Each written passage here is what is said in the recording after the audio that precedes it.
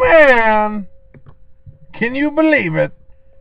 That was a clip from the Epico and Primo entrance theme song, because none other than yours truly here at the Live from My Mother's Basement show, which is coming to you live from my car at the moment. Here's Johnny. Hooray! And I drew number 10. I drew Epico for the Royal Rumble game that we are playing with Mr. Rout and other various YWCers. I'd like to give a shout out to Nature Girl 30 for drawing Cody Rhodes at number 4. I'd like to congratulate her on her luck. That's pretty awesome. I'd like to congratulate whoever it was that drew Sheamus at number 22. That's pretty big. He won the Royal Rumble. That's something to be proud of. Dreamboy 899 with Randy Orton for the rest of this year. Oh boy! Oh man. I don't envy you, son. I'm sorry, bro, but I was praying. I was saying no Cena, no Orton, and I damn sure didn't want Great Khali for the rest of the year. Fuck him. Walking waste of oxygen, that guy is. So, here we are. It's the day after the Royal Rumble, and I went back home. I went to a friend's house. His name's Dan Bigler. He has his own wrestling blog. It's called Dan Talks Wrestling. It's at dantalkswrestling.livejournal.com. I'll try to post the link and remember somewhere in the description box. Great guy. I've known him essentially my whole life via middle school, and had a blast. Had an absolute blast. Whether the Royal Rumble was good or not, it doesn't take away from the fact that I was there watching it with one of my best friends. And also, live from Dan's couch, my girlfriend Stephanie. Say hi, Steph. Oh, you're not here. You're in school, and I'm waiting to pick you up because I am to loyal boyfriends. She watched it with us, and it was her first wrestling pay-per-view. I've only had her, rooting with me, watching the product, trying to learn it for like 2 weeks. She's still having a little bit of trouble between who's a TNA guy and who's a WWE guy, but let's be honest with each other. When we first got into wrestling, did we really know anything about it? No! So judgment-free zone here, guys, in the YWC. I plan on having her, hopefully, in some of my videos here coming up, so you can all gawk and stare and, essentially pat me on the back because I caught a winner in my girlfriend. Oh, yeah! Oh, yeah! Let's get down to business. I'm already like 3 minutes in. I haven't said shit yet, other than, to rub it in the face of Dreamboy that he got fucking Randy Orton. Oh, my God! Everybody else and their mother, whether they're in their basement or not, that saw this Royal Rumble is probably really disappointed. I'm going to be one of the people that amplifies that whole message. To be honest, to be fair, this wasn't the worst Rumble I've ever seen, but what can you say about it other than that? I mean, it really wasn't good. And pardon me. There are a lot of things lacking. Organization, I think, is a big one. It felt like there was much more filler than was at all needed. And I think it really took away from the content and the enjoyment of the product. Dan and I actually did pay for this, so rather than like a stream preview, this was a real-life pay-per-view. We ordered pizza, we did our thing, we had some hard cider. Yeah, I think that added to the enjoyment, being about 3-4 ciders in before this thing was over. And but honestly, if you want to go match by match, one of the biggest letdowns with the first match is that it was 2 giant guys and some little shrimp of a guy in a cage together for a world title that opened up the show for real. Like, that's how much you think of your world title and your champ Daniel Bryan, that you're going to put him first in the card. Aside from any of that bullshit, what your feelings are about Daniel Bryan, You can't tell me that this was at all a good match, and you can't tell me at all that this made Daniel Bryan look strong. This match was stupid to begin with. This match had, like, it felt like 15 minutes worth of fail. Bryan, got essentially an opportunity with both men down to try to climb out of the cage, and I'm fairly confident when I say this that they botched the fucking ending. I'm pretty sure Big Show was supposed to pull him back into the cage, and his wrist or something gave out, and he couldn't do it. The whole spot up top of there looked really dumb and long and drawn out. Like, he was trying to pull him back in by the neck for a little while. He was getting punched in the head. It was really obvious that the choreography wasn't here. Like, they probably didn't really discuss this too much before they went out and did it, and I think that hurt it a lot. I think the reason for a lot of the filler that followed this, especially that women's match that was unannounced, is that this match was supposed to probably go about another 8 minutes or so, maybe 5 minutes, whatever.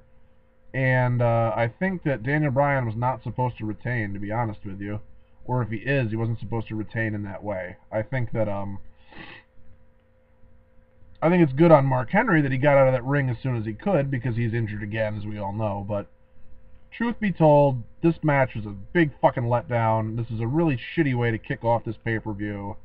This is WWE's first try in 2012 to get their shit right. And I know I'm not one of the only people that's going to think that it was awful. It was a really crappy way to open up a show. I was not excited for anything that followed after this. To set the tone, if I can put this into words, it was like we were eating the pizza, but I mean, the only thing I tasted in my mouth was ass, because this match was pure garbage. It was awful.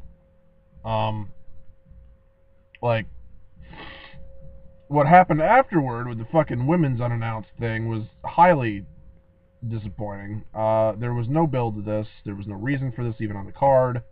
They hadn't announced that they were going to have a women's match at all. This was a bunch of filler. This was trying to kill time because they realized that they didn't have a Royal Rumble main event that was going to go, like an hour and a half.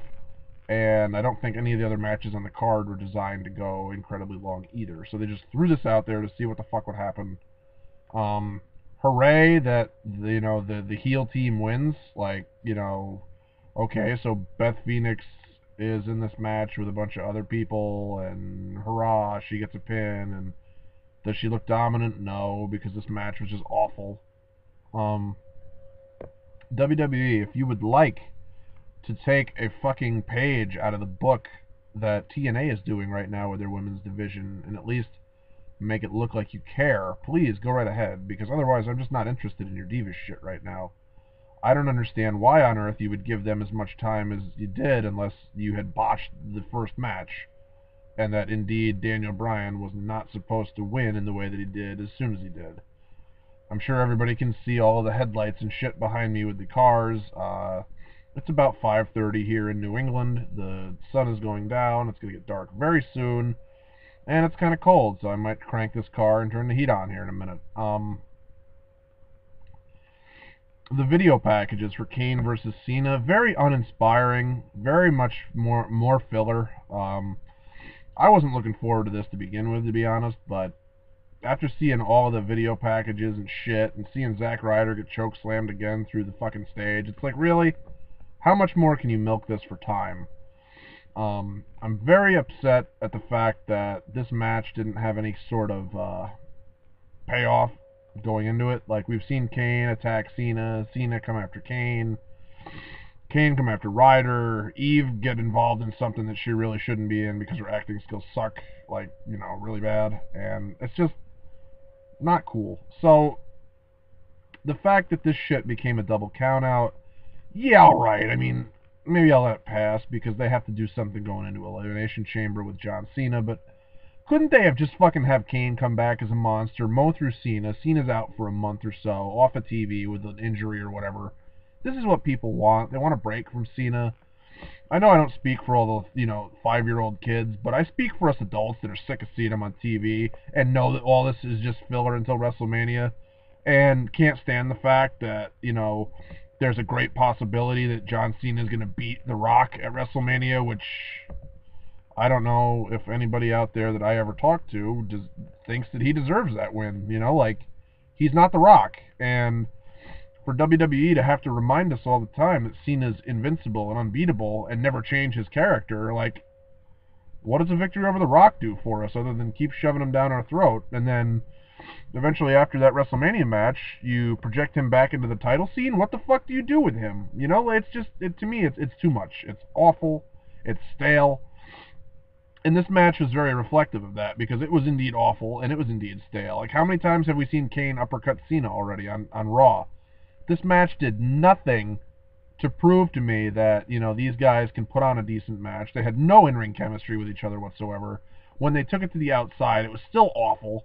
The crowd is like fucking just ugh for this match. You know, St. Louis tends to be a pretty good crowd. I myself have been down in the St. Louis area. I lived in Missouri for 5 years of my life, and you know, even when I went to a SmackDown Live event, like, the crowd was more into it, you know, into a match than what this pay-per-view audience seeing Kane versus John Cena was all about. So fuck this. Then the whole bit with Brodus Clay and Drew McIntyre, and the fact that he's getting, you know, McIntyre is getting squashed again, just does not sit well with me at all. You knew that once Brodus Clay's music hit, that whoever he was against was going to get squashed, and it was just stupid. Today's review is brought to you by Poland Spring Water. You know, because I'm going to do some working out later, and I guess I need to hydrate. I don't fucking know. This is more, you know, more interesting to me of what I'm drinking right now than this Royal Rumble was up until, like, the Royal Rumble match itself, essentially. Brodus Clay wins in about a minute. It was really not anything to this match. I don't know why it was there. I don't know why these two didn't compete in the Royal Rumble itself, other than the fact that they were praying to stretch for time because they fucked up their first match, and because the next match, the WWE title match between CM Punk and Dolph Ziggler, which had weeks of build with Johnny Ace in the middle of it, didn't really come through and didn't really impress anybody. This match could have went a lot longer. This match could have had a lot more involvement. This match could have done something. Where was the payoff with this? I don't think there was any payoff. You know, people are going to bitch and complain and their panties are going to be in a bunch. Well, they're absolutely right. You know, like, there was nothing to this match that was really impressive. We've seen Punk and we've seen Ziggler on free television do matches that were, you know, the same shit as what we just saw. It was nothing stellar, you know? Nothing amazing really happened in this match except for the Randy Savage. I love that chant. That was the best part of the match to me. What the fuck? So, after a very, very, very underwhelming card leading up to the Royal Rumble match itself, needless to say, neither Dan, nor myself, nor girlfriend Steffi was, you know, in a very good mood or very, you know, open-minded to the fact that this could be a good Royal Rumble. And maybe that was, you know, kind of what they were trying to do, to make the Rumble seem all that much more important, but that would be really stupid on the part of WWE, because it's just pissing off fans. So people come on YouTube and they make videos about how much it was awful. You know, like, that happens. I'll get to my thoughts on the Rumble match after this quick timeout. Oh, my God. I'm still trying to wash the taste of that fucking Cena-Kane match out of my mouth today. It was so bad. So, we get to the Rumble, and I'm thinking to myself, well, you're going to see Kane and you're going to see Cena again, because obviously they're going to recontinue this shit. But no, you didn't. That didn't happen. So the star power was already kind of lacking in this thing. I know it was a year to push new stars and shit, but you have to have a couple of the older guys in it in order to get the other ones over. I like what they did with Miz. I like the fucking reaction that Alex Riley got. It was really good to see him, but did he really have to last like a minute and 10 seconds? Is that really where we are? We're not so high on Alex Riley anymore that he's got a job to Brodus Clay. He's got a job on NXT. You know, he can't be featured on SmackDown week to week. He gets a Royal Rumble appearance just so that they can give the guy a paycheck, but, you know, they pay him for having, you know, 2 seconds worth of time on the television. Fuck off. Riley is a talented performer, and he deserves a lot better than that. And I'm not just saying this to kiss his ass, even though I would love a t-shirt or some shit. Yeah, guy! But, you know, like, I root for this guy. I've become attached to this guy. I want to see him go places. You know, like, fuck, at this point, I'd like to see him go to TNA and start kicking somebody's teeth in, because what has WWE done to convince me that they care about this guy anymore? Nothing. Alex Riley, bro, like, if I were you, I'd be pissed. So, you get the whole thing, the whole Rumble takes place. Miz, Cody Rhodes, they do really well. They last a long time. Surprise, surprise, any WWE employee or whatever superstar is eligible for the Rumble. Does every commentator have to be in it? I don't know. Did that hurt it? Probably more than it helped it. I mean, I loved having Booker T in it. He got a pretty good pop, but the King, you're old. You're a legend. I understand that. Maybe you were in it just to advance the fact that Cody Rhodes is a badass and eliminating people, but I don't know. Like, seeing you do some standing drop kicks was pretty impressive, you know, for a 60-year-old, but I'm tired of watching guys like Ric Flair and Jerry Lawler get in the ring. I think it's time that we put, you know, them in managerial roles if we're going to put them in the ring at all. Or even just have them on fucking commentary. Like, stay on commentary, King. Don't wrestle. You know, Michael Cole doesn't belong anywhere near a wrestling ring. It's not funny anymore. Go fuck yourself. You were involved with this horrible thing with JR. You were involved with this horrible thing getting in the middle of the Miz match with Lawler before. Just die. Just crawl in a hole and die.